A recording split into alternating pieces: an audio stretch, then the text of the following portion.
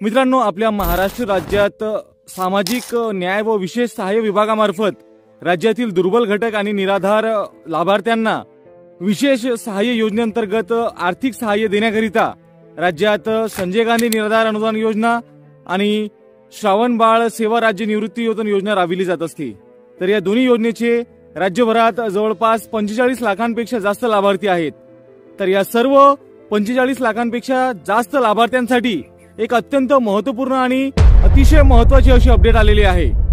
तर मित्रांनो, तुम्हाला माहिती असेलच की यापूर्वी आपण एका व्हिडिओच्या माध्यमातून या संदर्भात माहिती घेतलेली होती। तर तुम्हाला एक महत्त्वाचे काम हे 15 जून पूर्वी करावे लागणार आहे। तर या संदर्भात आता बऱ्याचशा तहसील कार्यालयात जे आहेत सूचना निघणे सुरू झालेले आहे। तर त्या संदर्भातील हे अपडेट आहे।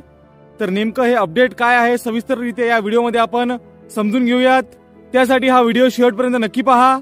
व्हिडिओ माहितीपूर्ण आणि उपयुक्त वाटल्यास व्हिडिओला लाईक करा, जास्तीत जास्त लाभार्थ्यांपर्यंत हा व्हिडिओ शेअर करा आणि मित्रांनो, अशाच प्रकारच्या उपयुक्त आणि माहितीपूर्ण व्हिडिओज करिता आपल्या YouTube चॅनलला सबस्क्राइब करून घ्या, नोटिफिकेशन बेल दाबायला विसरू नका। तर चला सुरू करूयात हा अत्यंत महत्त्वाचा व्हिडिओ। मित्रांनो, आपल्या चॅनलवर दिनांक 15 मार्च 2024 रोजीच आपण या संदर्भात एक अपडेट जाणून घेतले होते, ज्यामध्ये निराधार योजनेत मोठा बदल होणार असल्याचे सांगितले होते।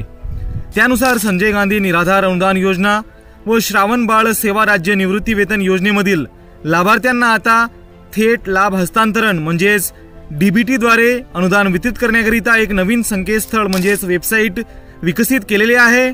म्हणजेच लाभार्थ्यांना आता थेट खात्यात पैसे न मिळता त्यांच्या आधार लिंक असलेल्या बँक खात्यात अनुदानाचे हे पैसे जमा होतील। तर त्या संदर्भात आता बऱ्याच ठिकाणी अंमलबजावणी सुरू झालेली आहे। वाशिम जिल्ह्यातील रिसोड तहसील कार्यालयात तहसीलदार यांनी कागदपत्रे जमा करण्यासंदर्भात आवाहन केले आहे। शासनाकडून दिल्या जाणाऱ्या संजय गांधी व श्रावण बाळ निराधार योजनेचा लाभ आता डीबीटी मार्फत दिला जाणार आहे। त्यामुळे पात्र लाभार्थ्यांनी 15 जून पूर्वी आपले आधार कार्ड व मोबाईल नंबर तहसील कार्यालयात जमा करावेत, असे आवाहन रिसोडच्या तहसीलदार प्रतीक्षा तेजनकर मॅडम यांनी केले आहे। दरम्यान शासन निर्देशानुसार एप्रिल 2024 पासून संजय गांधी निराधार योजना व श्रावण बाळ सेवा निवृत्ती वेतन योजनेचा लाभ डीबीटी मार्फत देण्याचा निर्णय घेण्यात आला आहे। यासाठी आधार कार्ड व मोबाईल क्रमांक आवश्यक असून ज्या लाभार्थींचे हे दोन्ही नंबर उपलब्ध नसतील त्यांना अनुदान वितरित केले जाणार नाही। त्यामुळे पात्र लाभार्थींनी त्यांचे आधार कार्ड नंबर व मोबाईल नंबर गावातील संबंधित तलाठ्यांकडे किंवा तहसील कार्यालयात 15 जून 2024 पूर्वी जमा करण्याचे आवाहन तहसीलदार रिसोड यांनी प्रसिद्धीस दिलेल्या पत्रकाद्वारे केले आहे। तर मित्रांनो, संजय गांधी निराधार अनुदान योजनेचे राज्यात एकूण 15,97,116 तर श्रावण बाळ सेवा राज्य निवृत्ती वेतन योजनेचे एकूण 29,62,015 असे एकूण 45,59,131 लाभार्थी आहेत। तर या दोन्ही योजनेचे 45 लाखपेक्षा जास्त लाभार्थी असून या योजनेतील लाभार्थ्यांना दरमहा 1,500 रुपये इतके अर्थसहाय्य देण्यात येते। तर आता हे नवीन संकेतस्थळ जे आहे सुरू झालेले आहे आणि संबंधित लाभार्थ्यांना अर्थसहाय्याचे वितरण आधार संलग्न बँक खात्यात लवकरच करण्यात येणार आहे। म्हणजेच आता निराधार योजनेचे जे पैसे असतील, जे अनुदान असतील, ते आता डीबीटी मार्फत जमा केले जाईल। म्हणजेच ज्या लाभार्थ्यांचे आधार क्रमांक त्यांच्या बँक खात्याला लिंक नसतील तर त्यांना हे पैसे मिळणार नाहीत।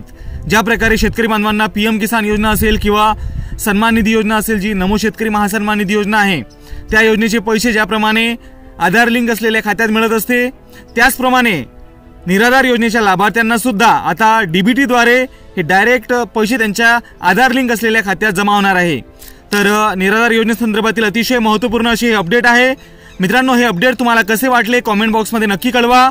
जास्तीत जास्त लाभार्थ्यांपर्यंत हा व्हिडिओ शेअर करा।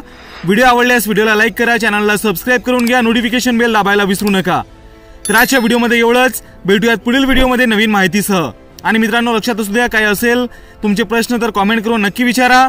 पुढील काही व्हिडिओमध्ये सुद्धा आपण या जे नवीन बदल झालेले आहे त्या संदर्भात आणखीन सविस्तररित्या समजून घेण्याचा नक्कीच प्रयत्न करू।